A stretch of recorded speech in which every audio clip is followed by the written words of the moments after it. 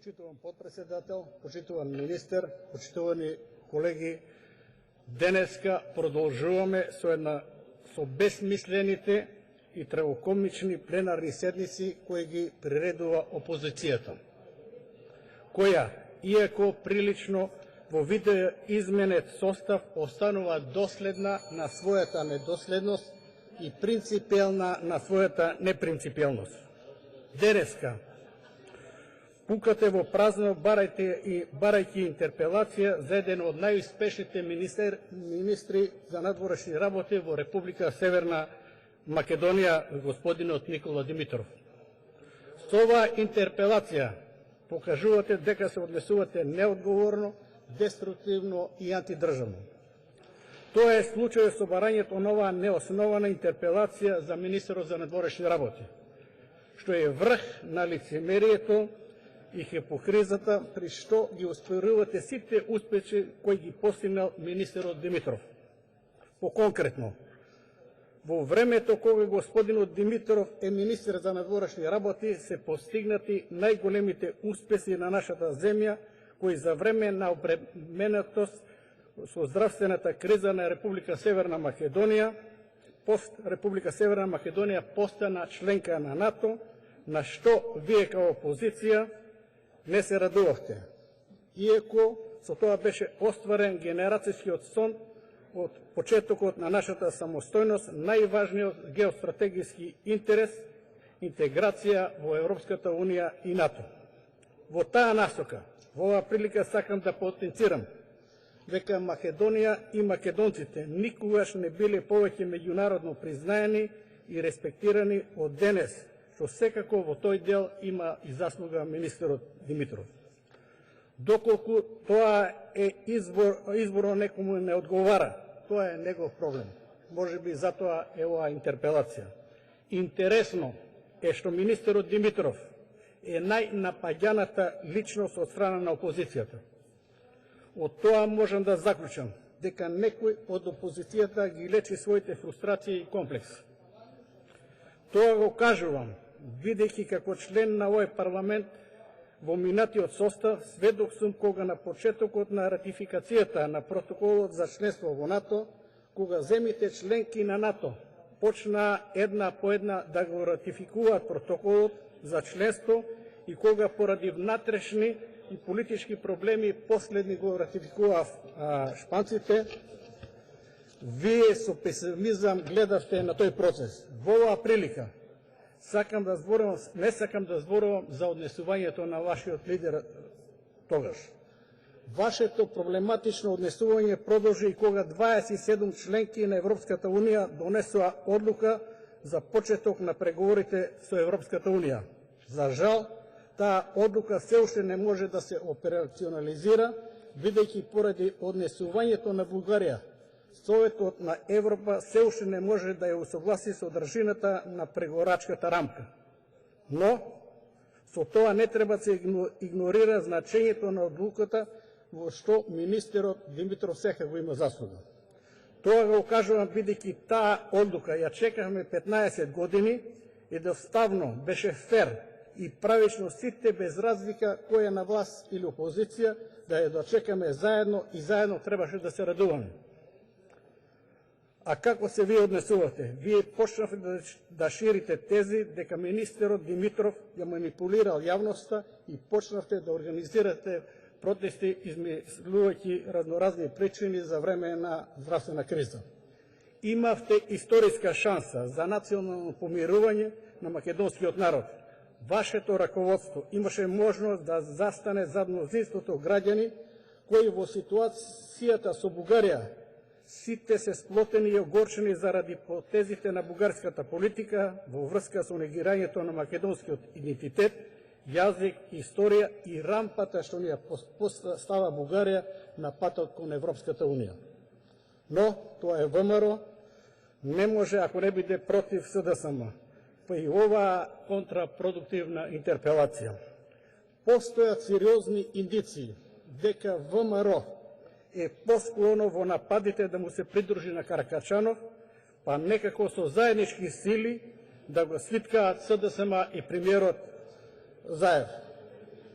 Тоа го потврди првиот говорник. Едноставно се прашувам, а и вас ве прашувам, во што е вината на министерот Димитров што Бугарија направи историски погрешна геополитичка и геостратегиска одлука која никој во светот не може да ја разбере и подржи. Историјата не е прашање на преговори меѓу држави. Меѓународното право ги регулира основните односи меѓу државите. Во него државите не признаваат национален идентитет, народност, јазик и религија. Према тоа, не држат вашите тези дека ја изгубивме националната посебност и јазик, бидејќи со тоа никој не разговара, нити има да разговара. Тоа се вашите заблуди, измислувате факти кои не постојат, а со тоа го манипулирате населението. Комисијата по историски прашања имаше за цел да се подобрат односите меѓу двете земји. Во што е кривицата на министерот Димитров што бугарската страна почна да ја злоупотребува комисијата и да ги влоши односите меѓу двете земји? Вашето однесување со ширење на лаги е со цел да дојдете на власт, за што се свесни и во Бугарија. Сите знаеме дека со Бугарија министерот Димитров се покажа како тврд преговорач, бидејќи со своето однесување не дозволи да се разговара за малцински прашања, за што бугарската страна бара да се регулира со анекс.